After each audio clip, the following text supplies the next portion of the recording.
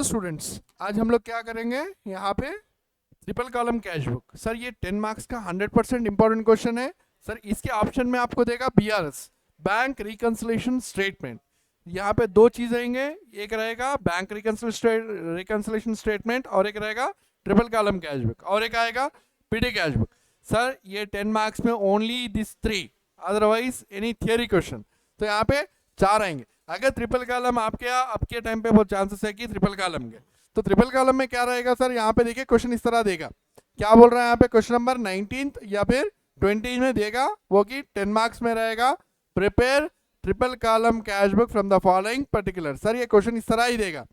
ये क्वेश्चन में sir major कई बच्चों को आसानी होने के लिए मैं बता रहा हूँ, cash in hand cash at bank, ये पहला एंट्री तो यही रहेगा sir, cash in hand cash at bank, जो कि हम लोग यहाँ पे क्या लिखते हैं, to balance brought down. Sir यहाँ पे पहले फॉर्मेट समझना है, without format we can not do any type of problem. So what is the format of that triple column cash book? First date, particulars, LF, discount allowed, cash or bank, it is your wish, either you have to write here the cash, otherwise bank, it is your wish. So bank, cash, date, particulars, LF, discount received, bank, cash. So this is a mandatory entry, and moreover sometimes they'll ask single entry cash book, single column cash book. Single column cash book means nothing but we cannot write discount allowed as well as bank column. Just you have to write date, particulars, LF, cash, and date, particulars, LF, cash. It is the format of single column cash book. Double column cash book, date, particulars, LF, cash, bank, date, particulars, LF, cash, bank. Next, triple column cash book, date, particulars, LF, discount allowed, cash, bank, date, particulars, LF, discount received, cash, bank. Sir ये format compulsory याद करना है। और एक sir format को आपको final exam में 2 marks compulsory रहेंगे, ओनली फॉर्मेट के 2 मार्क्स 100% रहेंगे, ये चीज आपको जहन में रखना है। तो फॉर्मेट गलत होगा तो अंदर का प्रॉब्लम ऑटोमेटिकली गलत होगा। तो यहाँ पे फॉर्मेट में फर्स्ट एंट्री तो आपको क्लियर कट क्वेश्चन में दे रहा है, क्या बोल रहा है, cash in hand cash at bank. जो कैश हाथ में रहेगा अवेलेबल रहेगा वो अमाउंट यहाँ पे लिख देंगे। जैसे कि एग्जाम्पल हम लोग देख सकते हैं, वहां पे कैश इन हैंड इज 6000, यहाँ पे देखिए कैश इन हैंड 6000। अब मैं इसी को ये 6000 को ला करके यहाँ पे लिख दिया, देखिए 6000। नेक्स्ट कैश एट बैंक 10000, यहाँ पे है, मैं वही 10000 लाया यहाँ पे मेंशन कर दिया 10000। ये हो गया पहला entry. Date is mandatory sir, क्या बोले तो डेट क्या शो करता है आपको कि किस तरह हम लोग डेट की एंट्री कर रहे हैं, 100% शो करता है। So date is also mandatory sir. Date होने के बाद सेकेंड एंट्री क्या है सर, यहाँ पे कैश सेल्स। अभी कैश सेल्स कितना है सर हमारा 1900।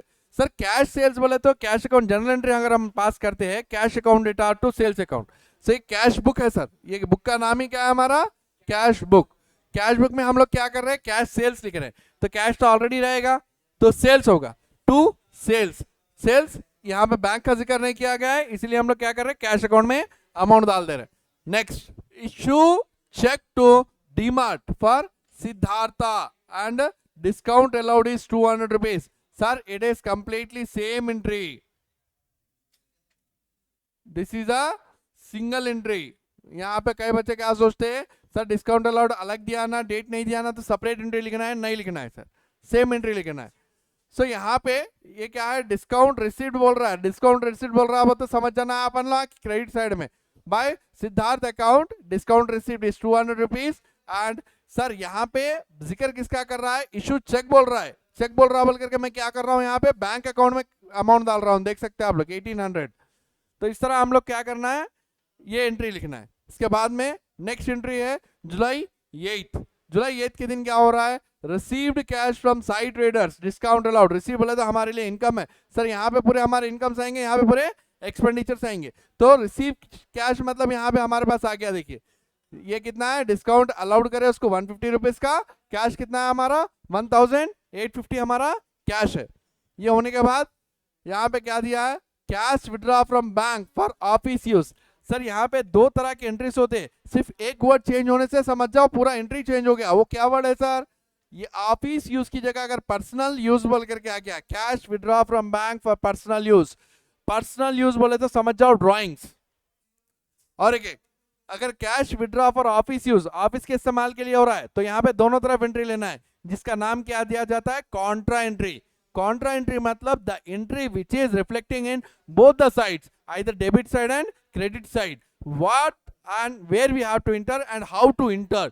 Past necessary general entry, sir. What is the general entry of that?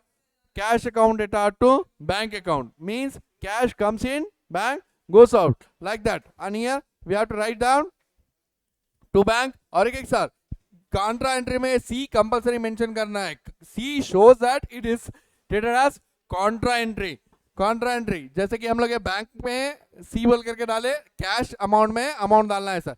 यहाँ पे कई बच्चे क्या करते हैं मिस्टेक, यहाँ पे बैंक आया तो बैंक अकाउंट में ही डाल देते हैं अमाउंट, लेकिन वो डाले तो समझो प्रॉब्लम गलत हो गया।